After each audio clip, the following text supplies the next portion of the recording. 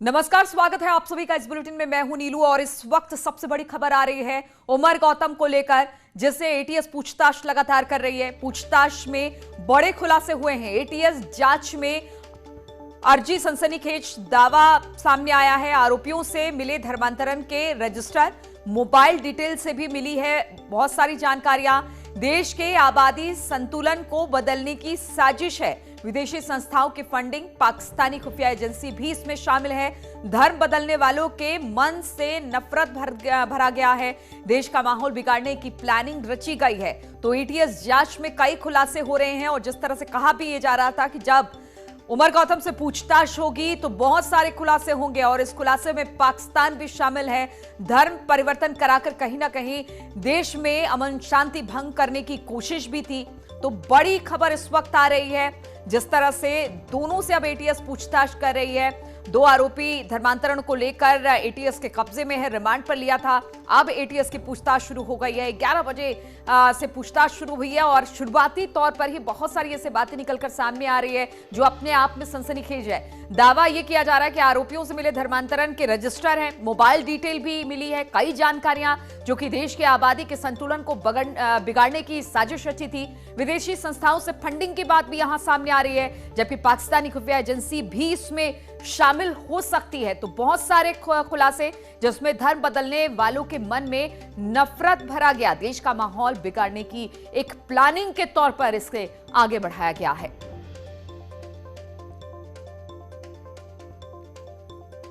तो एटीएस जांच में जिस तरह से पूछताछ चल रही है, दोनों आरोपियों से बहुत सारे खुलासे निकलकर सामने आ रहे हैं, क्योंकि पहले ही कहा गया था कि सिर्फ 2 लोगों का काम नहीं है, क्योंकि अलग अलग जिलों से धर्मांतरण की खबरें आई थी। एक ही व्यक्ति ने 1000 लोगों का धर्मांतरण कराया था, तो इसके पीछे बहुत सारे लोग हो सकते हैं। यहां तक कि विदेशी फंडिंग की बात भी सामने आ रही थी। ऋषभ मणि इस पर और अधिक जानकारी के साथ जुड़ गए हैं। ऋषभ, बड़े खुलासे हो रहे हैं और ये कहा भी जा रहा था कि जब पूछताछ एटीएस की तरफ से होगी तो कई ऐसी बातें सामने आएगी। जी बिल्कुल, देखिए, दोनों आरोपियों को कस्टडी रिमांड में लेने के लिए एटीएस के इन्वेस्टिगेटिंग ऑफिसर की ओर से जो कोर्ट में अर्जी दी गई थी, उस अर्जी में इस बात का जिक्र खुद विवेचक की ओर से किया गया है कि देश के जनसंख्या संतुलन को बिगाड़ने की साजिश चल रही है। बहुत तेजी से आईएसआई और अन्य विदेशी संस्थाओं के इशारे पर, निर्देश पर देश में सोची समझी साजिश के तहत धर्म परिवर्तन कराया जा रहा है और धर्म परिवर्तन कराए गए लोगों के मन में उनके मूल धर्म के प्रति नफरत भी भरी जा रही है। और ये नफरत आगे चलकर 2 जातियों के बीच में विद्वेष को बढ़ा सकती है, देश की लोक व्यवस्था को छिन्न भिन्न कर सकती है। ऐसी तमाम बातों का जिक्र रिमांड अर्जी में किया गया है। ये भी उसमें लिखा गया है कि आरोपियों के कब्जे से एक रजिस्टर बरामद हुआ था जिसमें धर्म परिवर्तन कराए गए लोगों की पूरी जानकारी है। उन लोगों से मिला जाएगा, उनसे पूछताछ की जाएगी कि उनको किस तरह से कोई प्रलोभन दिया गया है, कोई लालच दिया गया है, कोई धमकी दी गई है, धोखा करके कैसे उनसे धर्म परिवर्तन कराया गया है और अब उन लोग किन लोगों को धर्म परिवर्तन के लिए प्रेरित कर रहे हैं या उकसा रहे हैं। इसी के साथ साथ इस्लामिक दावा सेंटर का भी जिक्र इस अर्जी में किया गया है। रिमांड अर्जी में ये कहा गया है कि इस्लामिक दावा सेंटर्स की फंडिंग की जांच होगी, उनको किन संस्थाओं से पैसा मिल रहा है और ये पैसा कहां। बिल्कुल, और ऋषभ, सबसे बड़ी बात है ये अब सिर्फ धर्मांतरण तक ये मामला नहीं रह गया है। ये देश में किस तरह से साजिश रची जा रही है, 2 समुदाय के बीच में ये एक खाई पाटने की कोशिश है। कहीं ना कहीं ये देशद्रोह का मामला है, इसीलिए कहा जा रहा था कि जो भी इसमें इन्वॉल्व होगा उस पर एनएसए लगाया जाएगा। जी बिल्कुल, देखिए, ये अर्जी ही सेल्फ एक्सप्लेनेटरी है, तमाम चीजों को खुद एक्सप्लेन करती है। ये जहां एनएसए लगाने का जो सबसे आइडियल मामला होता है वो यही होता है कि कोई भी ऐसा कृत्य जिससे लोक व्यवस्था या पब्लिक ऑर्डर बिगड़ता है, वो सबसे सूटेबल केस माना जाता है एनएसए लगाने का। और एसीएस के जो विवेचक है उनकी ओर से जो कोर्ट में अर्जी दी गई है आरोपियों को रिमांड में लेने की, उसमें ये बात कही गई है कि जो कृत्य संगठित तरीके से पूरे देश में चल रहा है, प्रदेश में चल रहा है और धर्म परिवर्तन करा के 2 समुदायों के बीच, संप्रदायों के बीच वैमनस्यता फैलाई जा रही है, जिसकी वजह से कानून व्यवस्था और देश की लोक व्यवस्था छिन्न भिन्न हो सकती है, उसकी पूरी साजिश चल रही है। तो जाहिर सी बात है कि आप आज से तो रिमांड पर आ गए हैं ये दोनों आरोपी, और इस रिमांड अर्जी में जिन बातों का जिक्र खुद इन्वेस्टिगेटिंग ऑफिसर ने किया है, अब उनके सबूत भी जुटाए जाएंगे। इनके मोबाइल के जो डेटा एक्सट्रैक्शन हुआ है, उनमें जो नंबर्स मिले हैं, जो जानकारियां मिली हैं, उनको वेरीफाई किया जाएगा, सबूत इकट्ठे किए जाएंगे और कोर्ट में ये मामला मजबूती से लड़ा जाएगा और एनएसए इनके ऊपर तामील करवाई जाए, इसके लिए सबूत जुटाए जाएंगे। बिल्कुल, रिमांड अर्जी में ये सारी बातें लिखित तौर पर दी गई हैं और सबसे बड़ी बात ये है ऋषभ कि पाकिस्तानी खुफिया एजेंसी भी इसमें इन्वॉल्व है। तो कहीं ना कहीं जो एनआईए और ईडी की जुड़ने की बात हो रही थी, वो अगर इसमें पाकिस्तान का नाम आता है या किसी दूसरे देश का नाम आता है तो फिर यहां पर केंद्रीय एजेंसियां भी जुड़ेंगी इससे। रिमांड अर्जी में साफ तौर पे लिखा हुआ है विदेशी संस्थाओं और आईएसआई के निर्देश और फंडिंग के जरिए ये सारे काम हो रहे हैं। तो अब आईएसआई का जिक्र खुद विवेचक ने अपनी रिमांड अर्जी में किया है, विदेशी संस्थाओं का जिक्र किया है। तो ये बात साफ हो जाती है कि ये मामला अब सिर्फ देश तक सीमित नहीं रहा है, बाहर से भी पैसे आ रहे हैं, बाहर से भी निर्देश आ रहे हैं। ऐसी इनिशियल जानकारी एटीएस के इन्वेस्टिगेटिंग ऑफिसर को मिल चुकी है। जो डेटा मोबाइल का अभी तक एक्सट्रैक्ट हुआ है, उससे इस तरह के इशारे मिल रहे हैं। अब इन बातों को और पुख्ता करना है, फंडिंग का क्या चैनल है, क्या रूट है, इसको और पुख्ता किया जाएगा इसी साल। बिल्कुल, तो एटीएस जांच में सनसनीखेज खुलासे हुए हैं। अब कितनी पुख्ता तरीके से इस पर सबूत इकट्ठा किए जाते हैं, ये देखने वाली बात होगी। इस खबर पर लगातार हमारी नजर बनी हुई है। फिलहाल बहुत बहुत शुक्रिया आपका ऋषभ, हमारे साथ जुड़ने के लिए। तसव्वुर नहीं किया था, लेकिन अल्हम्दुलिल्लाह उस यूनिवर्सिटी में अल्लाह ने ये तौफीक दी और फिर मैंने अपने दोस्तों को दावत दी, तो उसी यूनिवर्सिटी में अल्हम्दुलिल्लाह 7 लोगों ने इस्लाम की गवाही दी। उनमें से एक हमारा दोस्त था गोरखपुर का रहने वाला, यादव घराने का। उसने कहा कि जब गौतम साहब उमर साहब हो गए हैं तो मैं भी इस्लाम ले आता हूँ। इतनी उसको मोहब्बत थी, उसका नाम मैंने मोहम्मद उस्मान रखा। और वो दौर है और आज का दौर है। मैंने ये नियत की और इरादा किया कि इस दीन के पैगाम को, इस कुरान और सुन्नत की तालीम को वहाँ तक पहुँचाना है जहाँ तक अल्लाह तबारक तआला की तौफीक हासिल होगी।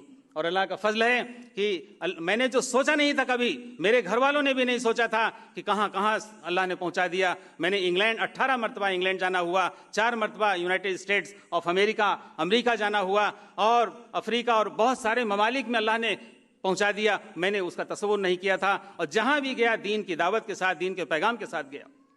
और अल्लाह का फजल है अल्हम्दुलिल्लाह कि मैं आपके सामने खड़ा हूँ। मैं अल्लाह के जितना भी शुक्राना अदा करूँ वो कम है। मैं अपनी तारीख में, अपनी यानी हिस्ट्री में जाऊँगा, कबूल इस्लाम के पूरे उस पस मंज़र में जाऊँगा तो कम से कम 2-3 घंटे का वक्त चाहिए, उसमें मैं जाना नहीं चाहता हूँ। मैं सिर्फ इतना कहना चाहता हूँ कि ये काम हम सब का मिला जुला काम है। जैसा कि हज़रत मौलाना ने फरमाया, ये तमाम उम्मत मुस्लिमा का ये यूनैनिमस यूनाइटेड एफर्ट है जिसको सबको मिलकर करना है। और इसी बीच एक कानपुर से खबर आ रही है कि दहशत के साए में हिंदू परिवार यहां पर जीने को मजबूर है। उनके मन में डर इतना ज्यादा बढ़ गया है कि वो पलायन की बात कर रहे हैं। लोगों ने मकानों के बाहर, यानी कि घर के बाहर लिख दिया है कि घर बिकाऊ है, और इसका बोर्ड लगा दिया है। दरअसल रेल पटरी इलाके में छेड़छाड़ के मामले में कुछ लोगों को जेल की सजा हुई। लोगों का कहना है कि वो सभी आरोपी जेल से छूटकर वापस आ रहे हैं और इसी डर से लोग पलायन को मजबूर हो रहे हैं। कर्नलगंज के रेल पटरी इलाके में 10 हिंदू परिवार रहते हैं, जिन्हें पिछले काफ़ी दिनों से लगातार प्रताड़ित किया जा रहा है। उनके ऊपर धर्म परिवर्तन करने का दबाव बनाया जा रहा है। उनसे कहा जा रहा है या तो आप धर्म परिवर्तन कर लीजिए या फिर इलाका छोड़कर चले जाइए। पिछले दिनों इसी बात को लेकर के 2 पक्षों में मारपीट भी हुई थी और जमकर उपद्रव हुआ था, जिसमें पुलिस ने मामला दर्ज किया और अभी तक 4 लोगों को गिरफ्तार किया है बताया जा रहा है। इनमें से 2 लोगों की थाने से जमानत भी हो चुकी है, जिसके बाद आप देख सकते हैं कि यहाँ रहने वाले 10 जो हिंदू परिवार हैं वो काफ़ी परेशान हैं और उन्होंने अपने घरों के बाहर लिखना शुरू कर दिया है कि हम यहाँ से पलायन कर रहे हैं, हम ये मकान बेचना चाहते हैं। आखिर क्या वजह है कि ये मकान बेचने के लिए मजबूर हो रहे हैं, उनसे हम बात करने का प्रयास करते हैं। हमारे साथ एक परिवार है, उनसे बात करते हैं। देखिए यहाँ पर लिखा हुआ है कि यह मकान बिकाऊ है। हम आपसे बात करते हैं, ये बताइए कि क्या वजह है कि आप अपना मकान बेचना चाहते हैं?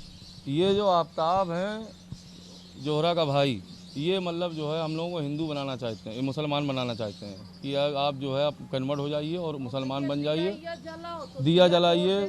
ये जब से विवाद हुआ, जब से हमने यहाँ गणेश जी रखा है, 2014 में यहाँ गणेश जी रखे थे, उस दिन से इन्होंने यहाँ भैंसा काट दिया था। उसी दिन से बवाल चल रहा है और कोई सुनवाई नहीं हुई, कोई कुछ नहीं हुआ। अब भैंसा हालांकि यहाँ नहीं कटता है, अब आगे कटता है। जब से जो है 2019 में 2019 का विवाद है 2014 का, जब से गणेश जी यहाँ रखे तब से विवाद चल रहा है ये। अभी काफिर हम लोगों को काफिर कहते हैं, यहाँ ये काफिर कहते हैं कि काफिर हैं इन लोगों को जो है। और हम बाल बच्चों को, अभी इनकी लड़की को जो है पकड़ धकड़ हुई, उनकी लड़की को छेड़ा गया, सियानी लड़की है, उसकी माँ को मारा गया, उसकी माँ के सर में गुड़मा पड़ा हुआ है और करीब 10-12 लोग थे, वीडियो CCTV में आया है।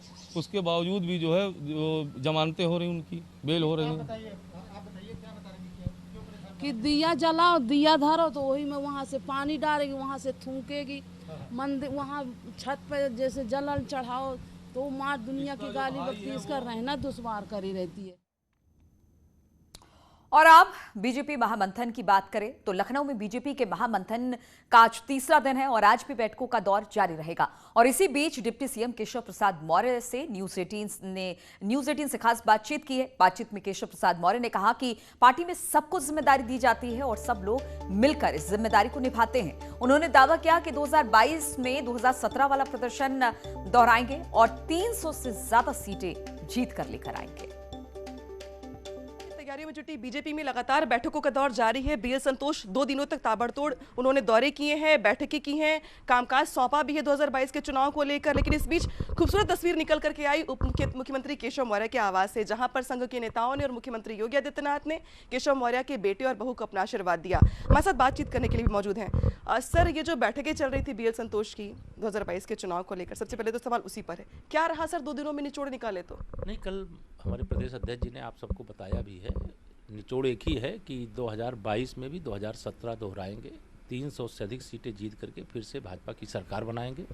और उत्तर प्रदेश में भाजपा की अभी 25 साल तक ज़रूरत भी है, क्योंकि न गुंडागर्दी यहाँ चाहिए, न भ्रष्टाचार चाहिए, न अत्याचार चाहिए, न ज़मीनों पे कब्जा चाहिए, न तमाम गुंडे और अपराधी जो 10-10, 20-20 गाड़ियां लेकर के लोगों में भय पैदा करने का काम करते थे, इस प्रकार का फिर से आतंक चाहिए। तो एक अच्छा वातावरण यहाँ प्रदेश का बना रहे, विकास भी होता रहे, रोजगार भी मिलते रहे, इसके लिए भाजपा की सरकार बनाने को लेकर के एक बड़ा लक्ष्य तय किया है और उसको हम लोग पूरा करने में सफल होंगे। क्या कुछ सर रिस्पॉन्सिबिलिटीज भी तय की गई, क्योंकि सारे मिनिस्टर्स थे वहाँ पे, डिप्टी सीएम थे, जो कि आप प्रदेश अध्यक्ष भी रह चुके हैं पार्टी के, तो क्या आपको कुछ अलग से भी कहा गया या मिनिस्टर्स को कुछ अलग इंस्ट्रक्शंस? इसमें अलग से कुछ नहीं कहा जाता। जब समूह में बैठक होती है तो सामूहिक सब चर्चा होती है और सामूहिक चर्चा के आधार पर जिम्मेदारी सामूहिक दी जाती है और उस सामूहिक जिम्मेदारी के आधार पर हम सब लोग मिलकर काम करते हैं और उसका परिणाम लगातार आ रहा है। 2014, 17, 19, अब 22 में भी आएगा, फिर 24 में भी आएगा। जिला पंचायत के चुनाव को भी लेके कुछ कहा गया, क्योंकि छोटे दलों को आप लोग साथ लेके चल रहे हैं, प्रिया पटेल को आप लोग 2 सीटें देने की बात कर रहे हैं, संजय निषाद अलग लाइन में लगे हुए हैं, तो क्या उसको भी लेके कुछ कहा गया कि छोटे दल भी साथ लेके चलिए? निश्चित तौर से देखिए, कोई छोटा और बड़ा नहीं होता है। अगर कोई दल होता है तो राजनीति करता है और उनका कोई जनाधार होता है तो उनका सबका महत्व होता है और उनके महत्व को ध्यान में रखते हुए हमारे साथ जो हमारे सहयोगी दल हैं उनको हम साथ ले करके चल रहे हैं।